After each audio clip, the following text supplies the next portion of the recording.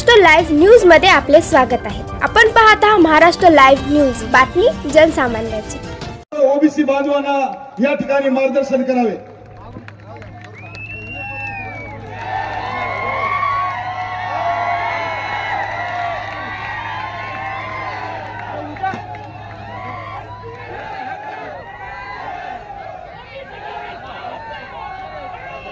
व्यासपीठावरती उपस्थित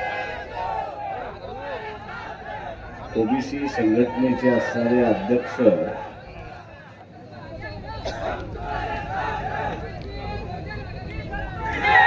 शेंडगेजी, त्याच्याच बरोबर प्राध्यापक टी.पी. मुंडेजी,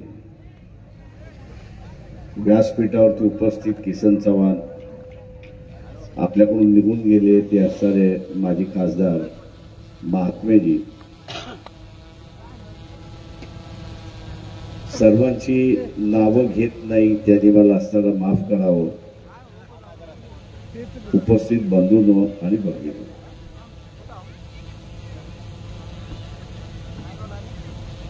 ओबीसीच्या आंदोलनातली 3 जण आहेत ज्यांचा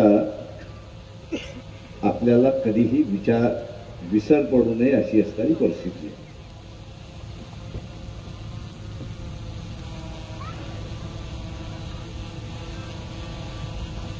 ती 3 मंडळी म्हणजे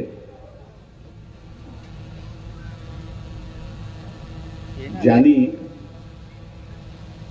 ओबीसीच्या आंदोलनातलं असणारं पहिलं पुस्तक लिहिलं,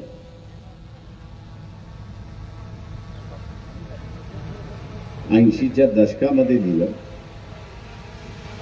मुंबईचे रहिवासी होते, कोळीवाड्याचे रहिवासी होते, सन्माननीय जनार्दन पाटील। जनार्दन पाटील यांचं जोपर्यंत पुस्तक येत नव्हतं तोपर्यंत समाजाला नेमका ओबीसी काय घटक आहे आणि त्यांच्या पुस्तकाच्या पाठीमागे त्यांनी ओबीसी मध्ये येणारा जो समूह आहे त्याची महाराष्ट्रामध्ये येणारा जो आहे त्याची पहिल्यांदा असणारी यादी त्यांनी प्रसिद्ध केली आणि त्यावेळेस काही प्रमाणात स्पष्टता यायला सुरुवात झाली। नाहीतर हे मंडलचा आयोग, हे ओबीसीचा आयोग नाही, तर हे आदिवासी आणि एससी यांना अधिक आरक्षण पाहिजे आणि त्याचं नाव मंडल आयोग अशा रीतीने प्रचार त्या ठिकाणी झाला होता।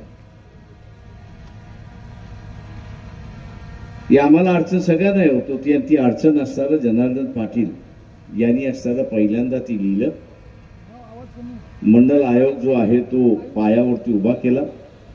मंडल आयोगामधल्या असणाऱ्या ज्या वेगवेगळ्या जमाती आहेत, समाज आहेत, त्यांची नावं उल्लेख केली आणि चॅलेंज केलं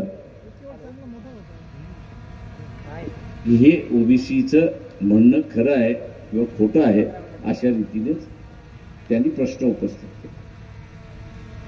त्यांच्या ह्या प्रश्नामुळे त्या काळी चर्चा बंद झाली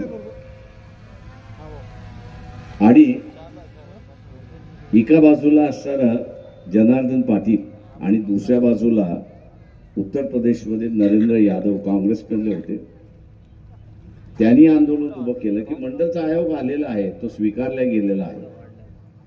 त्यावेळेस इंदिरा गांधी ह्या असणाऱ्या पंतप्रधान होत्या 84-85 साली आणि प्रेशर त्यांच्यावरती टाकण्यात आलं की तुम्ही हे मान्य करा।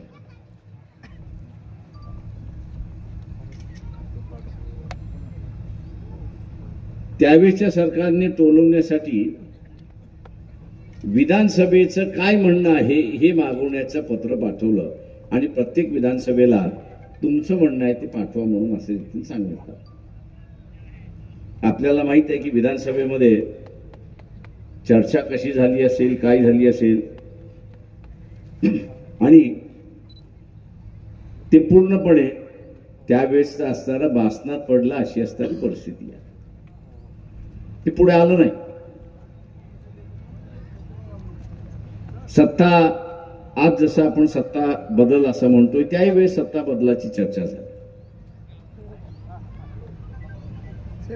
इंदिरा गांधींची असणारी हत्या झाली, राजीव गांधी आले, मेजॉरिटीने आले, त्याच्यानंतर सत्ता आली काँग्रेसची, आणि त्याला चॅलेंज देऊन म्हणून असणारं सगळे विरोधी पक्ष एकत्र आले, आणि त्या सगळ्या विरोधी पक्षांचा असणारा त्या काळचा असणारा नेता जे आहेत हे विश्वनाथ प्रताप सिंग. जेव्हा दुसरं ह्या ओबीसी लढ्यामधला, आम्ही तर लढ्यातच होतो,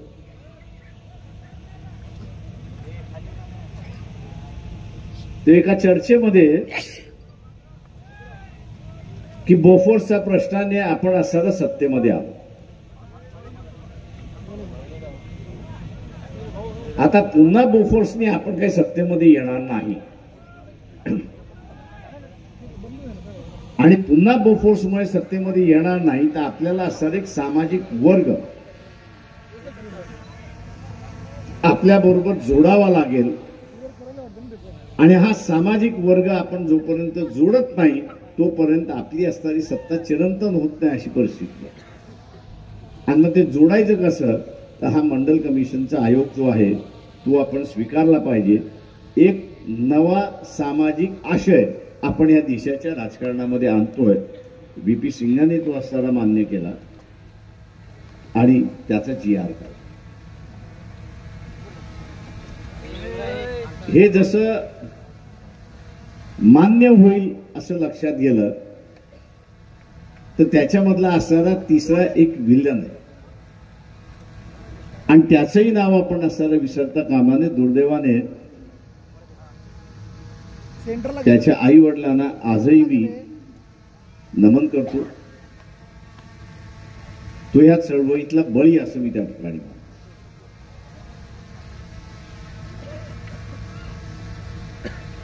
अनेक जणांना माहित नसेल,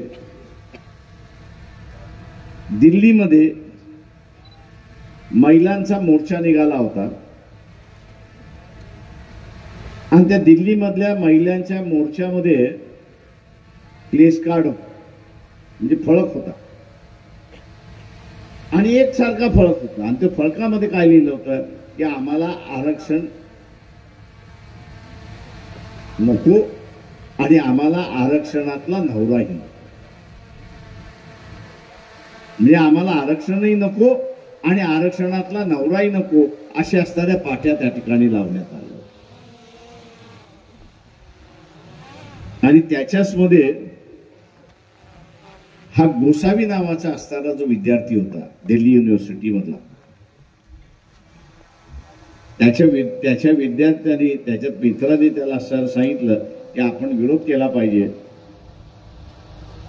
आपण असणारा फक्त तुझ्या पायावरती आम्ही असणारा घासलेट टाकतो, फोटो काढण्यात येईल, विद्यार्थ्यांचा विरोध आहे म्हणून त्याचा असणारा प्रचार केला जाईल.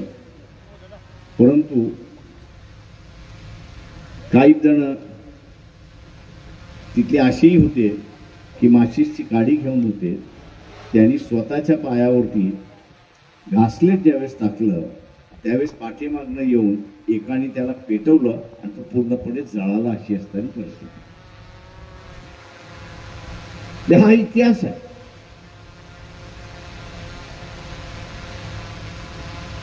त्याला जाळण्याच्या पाठीमागचा जो भाग होता की देशामध्ये उठाव झाला नाही असं नाही,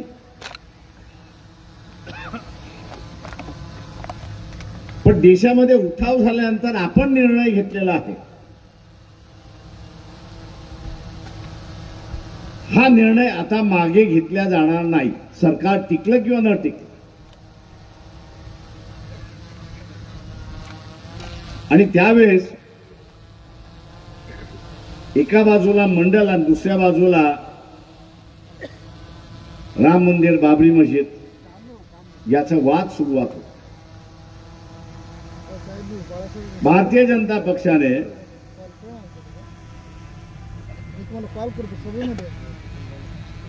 मंडलला डायरेक्ट विरोध नाही, अप्रत्यक्षात विरोध आणि म्हणून मार्च आडवाणीने काढला आणि ते सरकार कोसळलं.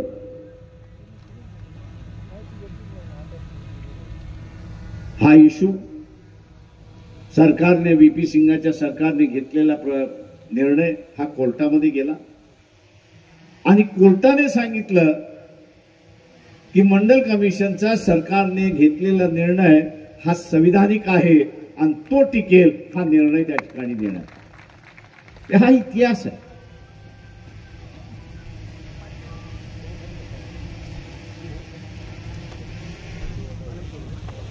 आता हा इतिहास त्याच्यामधला आहे. या इतिहासातल्या दोन गोष्टी त्यावेळेसच्या करायच्या राहिल्या होत्या. त्याला त्यावेळेस वेळ मिळाला आणि तो म्हणजे की यादीमध्ये नाव घालणं आणि यादीमध्ये नाव काढणं. जे शेड्यूल कास्ट आणि शेड्यूल ट्राईब यांची जी पद्धत आहे, आता ती पद्धत अशी आहे की राज्याला नावं घालता येत नाही किंवा राज्याला सुचवताही येत नाही अशी असणारी परिस्थिती. केंद्राने एकदा निर्णय घेतला की शेड्यूल कास्ट आणि शेड्यूल ट्राईब याच्या यादीमध्ये कुठल्या तरी राज्याला सुचाव करायचा असेल तर तिकडनं पत्र निघतं. तिकडनं पत्र निघालं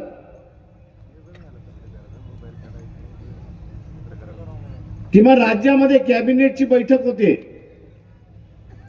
आणि कोणाचं तरी सुचवायचं असेल तर एक कमिटी तयार केल्या जाते कॅबिनेटची. त्या कॅबिनेटचा कमिटीचा रिपोर्ट होतो. तो रिपोर्ट असणारा कॅबिनेटमध्ये ठेवला जातो. तो स्वीकारल्यानंतर पुन्हा विधानसभेमध्ये जातो. तो विधानसभेने स्वीकारला मगच तो केंद्राला जातो. तो बदल करून घेतला राहिला होता पण नंतरच्या कालावधीत तो बदल झाला. आता राज्याला कुठल्याही ओबीसीच्या यादीमध्ये नाव टाकता येणार नाही हे आपण असणारा लक्षात.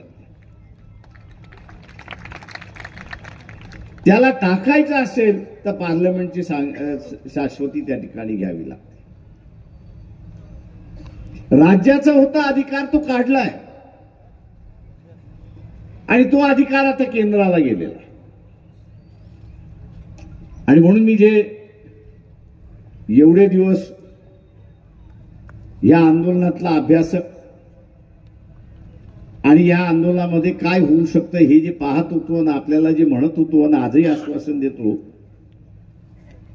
की शासनाला कोणाला जात देता येत नाही. शासनाला जात देता येत नाही. अस्तित्वात असणारी जात ही मागासवर्गीय आहे की नाही एवढाच फक्त निर्णय त्या ठिकाणी देतात. तेव्हा ती जात अस्तित्वात असली पाहिजे. तो समाज अस्तित्वात असला पाहिजे. तो समाज अस्तित्वात असेल, ती जात अस्तित्वात असेल तर मग ती मागासवर्गीय आहे की नाही याच्याबद्दल देऊ शकते. पण कुठल्या तरी नव्या जातीला जन्म देणं हा शासनाचा अधिकार नाही आणि तो घटनेने त्यांना दिलेला नाही हे आपण लक्षात घ्या.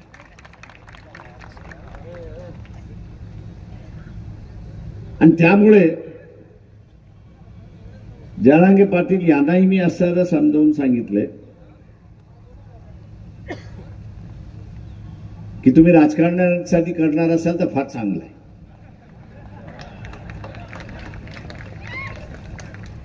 कारण ही सडलेली नेतृत्व जे आहे ज्याचा असणारा उल्लेख आता असणारा शेंडगेंनी केला, टीपी मुंडेंनी केला, हे सडलेलं जे नेतृत्व आहे हे त्यांच्याही समाजाला असणारा न्याय देत नाही आणि आपल्यालाही असणारा न्याय देत नाही.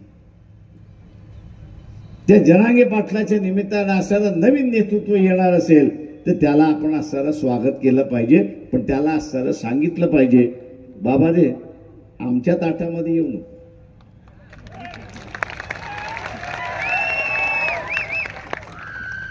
बाबा रे, तू आमच्या ताटामध्ये येऊ नको. तुला वेगळं ताट करून पाहिजे असेल तर आम्ही त्याला मदत करतो. तुला वेगळं ताट करून पाहिजे असेल तर आम्ही तुला मदत करतो, पण आमच्या ताटामध्ये येऊ. आणि म्हणून मी मुंबईच्या सभेमध्ये म्हटलं की ओबीसीचं ताट वेगळं आहे आणि गरीब मराठ्याचं ताट वेगळं आहे, हे आपण असताना लक्षात.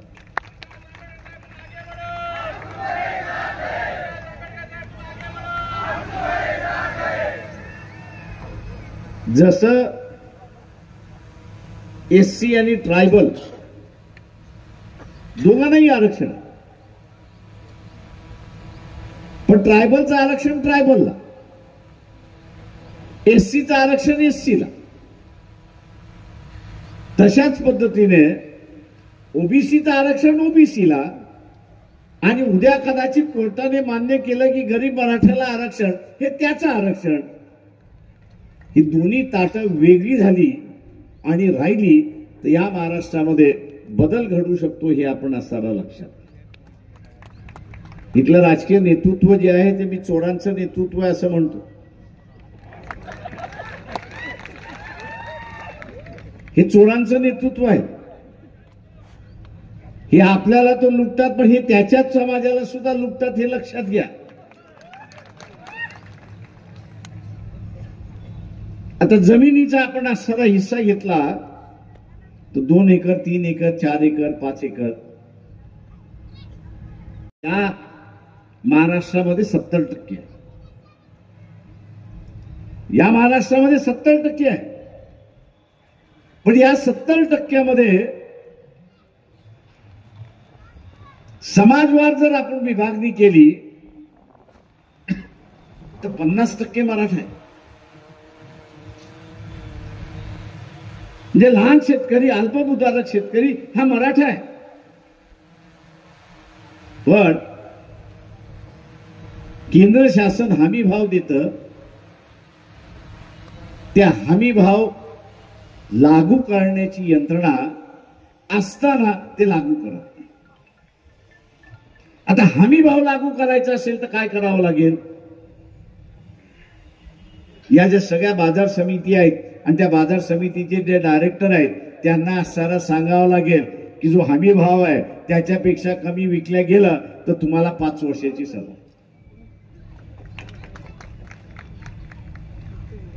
भाव हमी गेला, कमी गेला तर तुम्ही खरेदी करा ना. बाजार समित्या त्याच्यासाठीच उभ्या केलेल्या आहेत.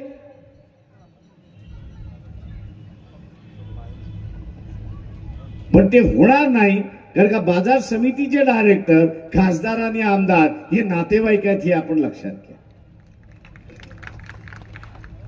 म्हणून एकमेकाला वाचवण्यासाठी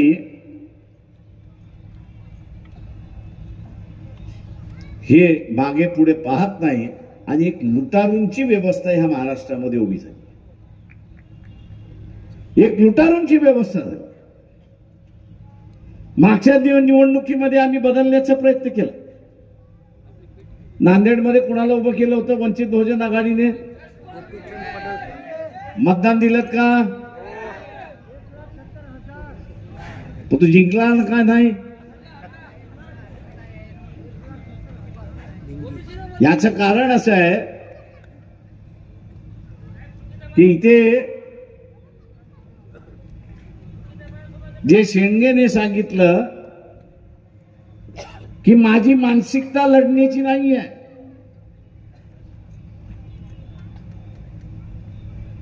मी माझी लढण्याची मानसिकता केली पाहिजे. त्यांनी जे सांगितलं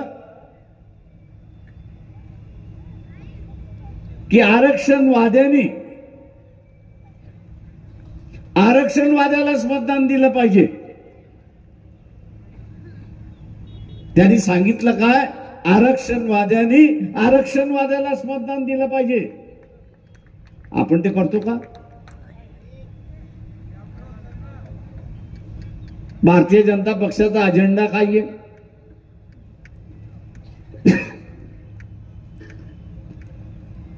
भारतीय जनता पक्षाचा अजेंडा काय आहे? आपण आरक्षण वाचवणं असं म्हणतोय, हे संविधान वाचलं तर आरक्षण वाचेल. हे संविधान वाचलं तर हे आरक्षण वाचेल. हे संविधानच वाचलं नाही तर आरक्षण कुठून वाचणार. आणि म्हणून अधूनमधून भारतीय जनता पक्षाचा अजेंडा काय होतो. भारतीय जनता पक्षाचा अजेंडा आहे की आम्हाला संविधान बदलायचं आहे. मी दोनदा तीनदा मोहन भागवतांची भेट मागितली पण झाली नाही, दिली नाही. त्याला मी त्यांना निमंत्रण देणार की बाई या संविधानाच्या माध्यमातून काय वाईट आहे तेवढं फक्त सांगा.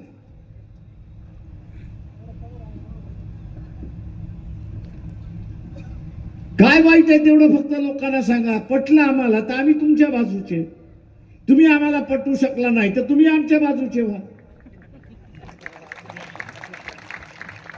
पण आमने सामने येणार नाही.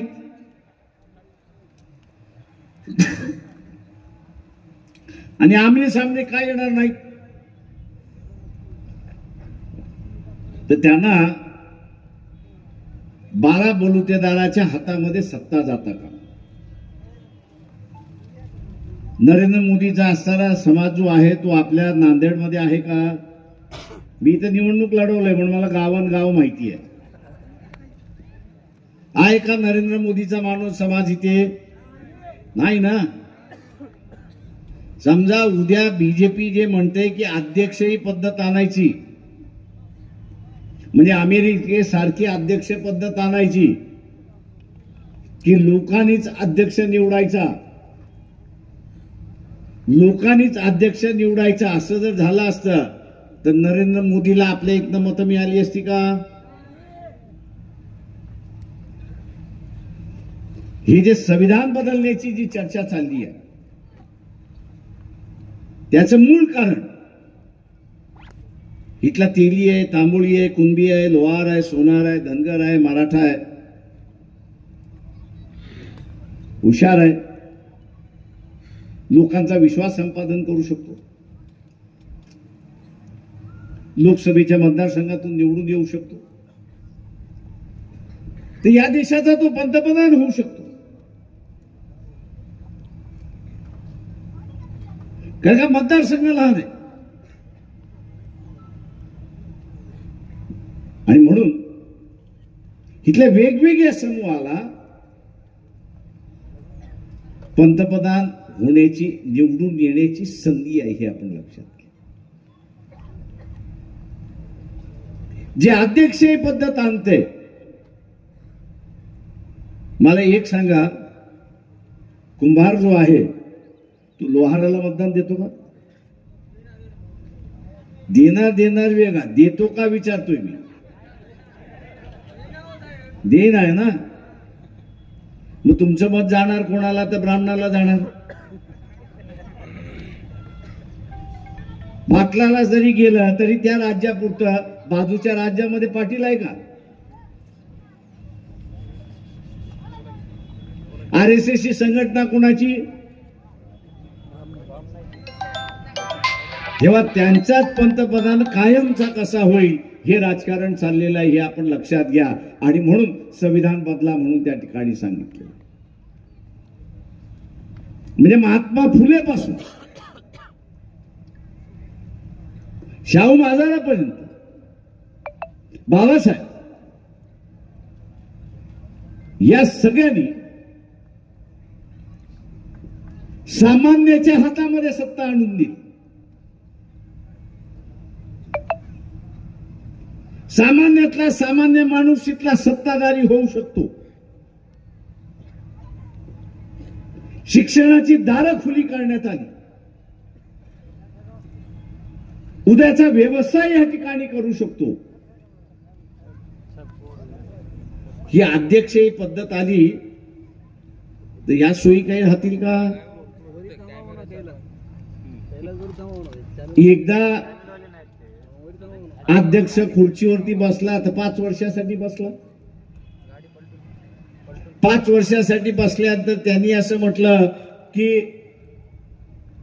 शाळेच्या ज्या फी आहेत या दर वर्षाला 5 लाख होती. किती जण 5 लाख देऊ शकतात हात वरती करा.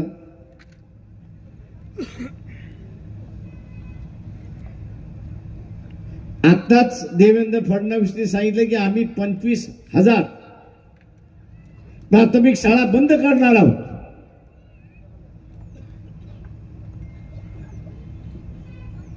$25,000 प्राथमिक शाळा आम्ही बंद करणार आहोत. होणार काही आहे?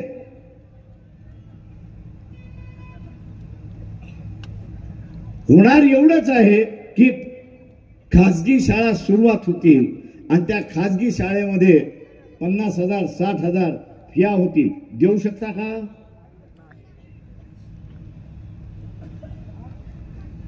आणि म्हणून जो लढा महात्मा फुलेंनी सुरुवात केला, बाबासाहेबांनी सुरुवात, शाहू महाराजांनी सुरुवात केला की शिक्षण हे सर्वांच्या दारी असलं पाहिजे, सर्वांच्या आवाक्यामध्ये असलं पाहिजे. कारण का शिक्षण हे वाघिणीचं दूध आहे आणि जो कोणी पिएल तो बुरकाल्याशिवाय राहणार नाही, अशी असणारी परिस्थिती आहे. ओबीसीला आरक्षण मिळालं की न मिळालं? मिळालं की न मिळालं? तुमच्या नातेवाईकामध्ये एक तरी डॉक्टर झाला, इंजिनियर झाला, अधिकारी झाला? 90च्या अगोदर तुमच्या घरामध्ये डॉक्टर होता का?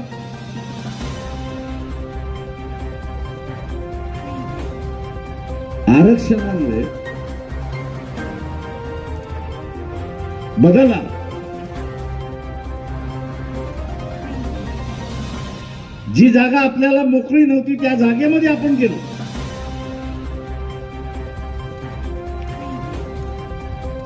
सत्ता कशी राबवतात हे आपल्याला कळायला लागलं, निर्णय कसे घेतात हे आपल्याला कळायला लागलं. आणि जसं आपल्याला कळायला लागलंय तसं पुन्हा काढून घेण्याच्या मागणी चालू.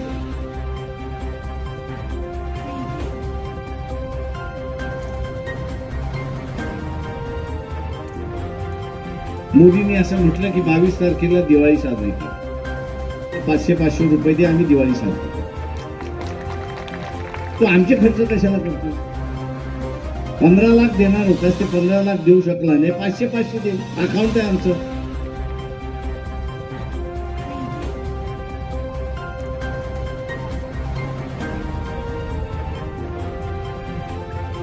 ते घरकुलं तर मिळणार नाहीच, त्या उघड्यावरती तुम्हाला झोपवायचंच आहे.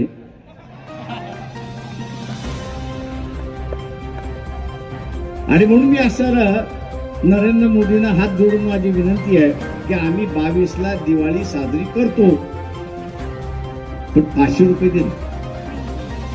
तो आमच्याच असणाऱ्या पोरांच्या तोंडातल्या घासातलं 500 रुपये कशाला काढतो?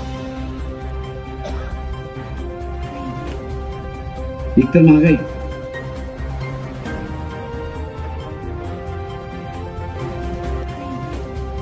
अर्धी जण गावामधली 30च्या आसपास आहेत. वाईट वाटतं की अर्धी जणांची लग्न जमत. त्याचा सासरा विचारतो नोकरीला आहे काय का? मी एका बरोबर गेलो होतो, असंच ठरवण्यासाठी गेलो होतो.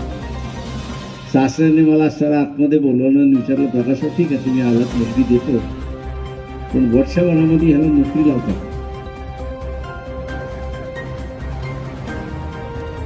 आता म्हटलं वर्षभर कालावधी दिलाय त्याच्यात होय म्हणा, एका पायावरती तयार. तुमच्याकडे आज असताना 10 एकर आहे त्याचं गरज नाही, तुम्ही चपरासी आहात तरी तो द्यायला तयार आहे, अशी असणारी परिस्थिती आहे. म्हणजे ही अवस्था आलेली आहे आणि भयानक व्यवस्था आहे. मी असं ज्या वयामध्ये त्यांनी असं एक नवं जीवन सुरुवात केलं पाहिजे त्या वयामध्ये नवजीवन सुरुवात करण्याची चर्चा होत नाही. या ठिकाणी दंगली कशा होतील अशी असणारी परिस्थिती. पोलीस खात्यामध्ये मला बरेच मित्र आहेत. त्यांनी मला सांगितलं प्रकाशराव महिनाभर आता तुम्ही फिरू नका. म्हटलं माझं कोणी दुश्मन नाही म्हटलं. ते म्हटले तुमचे दुश्मन कोणी नसेल पण इथे दंगल होण्याची.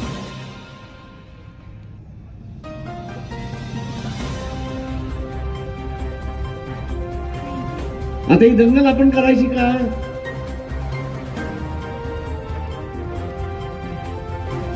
तर आपणच ठरवलं पाहिजे की माझ्या भागामध्ये, माझ्या विभागामध्ये, माझ्या जिल्ह्यामध्ये मी दंगल होऊ देणार नाही. दंगल कशासाठी?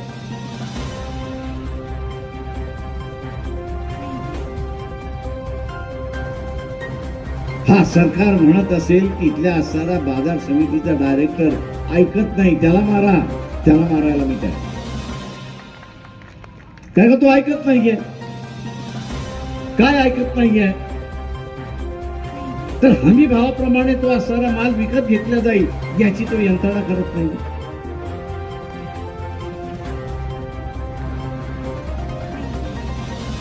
पण नाहक कोणतरी माजलाय, धर्माच्या नावाने माजलाय. आता त्याला आपण धडा शिकवला पाहिजे. असा जो प्रचार चालतो आणि त्याच्यानंतर मग दंगली होतात. एका काँग्रेसवाल्याचं पोरग बघितलंय का? या दंगलीमध्ये काठी तरी लागलेली बघितली आहे का? बीजेपी वाल्याचा पोरगा बघितलाय का? RSS वाल्याचा पोरगा बघितलाय का? NCPचा पोरगा कोणी बघितलाय का? सामान्य माणसं असतात. आपल्या इथं जे कोणी दंगल करायला येईल असं सांगेल त्याला म्हणा तुझा पहिला पोरगा पुढं कर, आम्ही त्याच्या पाठीमागे उभा.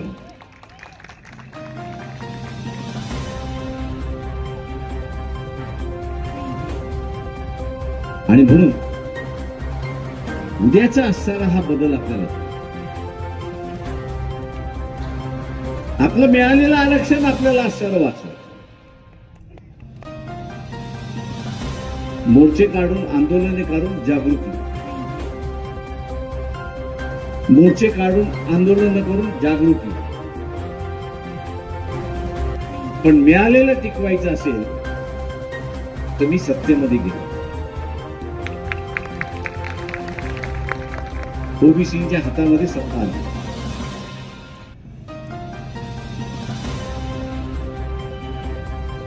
ओबीसीच्या हातामध्ये सत्ता आली. आणि ओबीसीच्या हातामध्ये सत्ता कशी आहे? कशी आहे? एक तर पहिल्यांदा राजकीय पक्षाने उमेदवार कोण दिलाय तो पहिल्यांदा बघू. दिलेला उमेदवार हा ओबीसीच्या बाजूने आहे की नाही, ओबीसी आहे की नाही. दुसरं जे बघायचं आहे तो ओबीसीच्या बाजूने आहे आणि ओबीसी आहे की नाही हे बघितलं पाहिजे. आणि तिसरा, आपण या इलेक्शन मध्ये त्याग कसला करायचा आहे? दोन गोष्टींचा आपल्याला असणारा त्याग करायचा. तीन गोष्टी असतात. एक म्हणजे कबाब, दुसरा म्हणजे शबाब आणि तिसरा म्हणजे महात्मा गांधी. म्हणजे महात्मा गांधी, कबाब आणि शबाब या तीन गोष्टींचं वर जे आपण जर केलं तर ज्याच्यासाठी आपण या ठिकाणी जमलेलो आहोत की माझीच सत्ता, ओबीसी सत्ता, ते आपण सहज त्या ठिकाणी घेऊ शकतो. मला एक सांगा की ज्याच्याकडून तुम्ही कबाब घेता, शबाब घेता, महात्मा गांधी घेता, इलेक्शन संपल्यानंतर त्याच्या दारावरती तरी जाऊ शकता का? त्याच्या दारावरती तरी जाऊ शकता का? मग आपण एवढे भिकारी आहोत का की आपल्या आयुष्यामध्ये आपण कबाब शबाब आणि महात्मा गांधी कमवत नाही म्हणून? राजकारणामधली नैतिकता ही सगळ्यात महत्वाची आहे, एवढं लक्षात घ्या.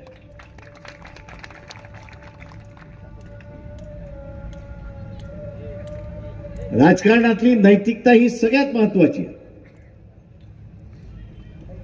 आणि ज्या समूहाकडे नैतिकता आहे, ज्या समूहाकडे नैतिकता आहे, त्या समूहाकडे सत्ता आहे. आपण नैतिकता नसेल तर सत्ता. उद्या आपण असं कोणतरी येतं, मी मंदिर बांधून देतो, अमुक देतो, तमुक देतो, आपण त्याला हात जोडून म्हटलं पाहिजे की मी निवडून येतो, मी निवडून आलो की शासनाचा पैसा मीच वापरतो आणि मला नवं मंदिर बांधायचं असेल तर मी नवं मंदिर बांधेन, तिथे टाळ बांधायचं असेल तर मीच स्वतःहून असणारा टाळ दे, तुझा आला अजिबात नाही.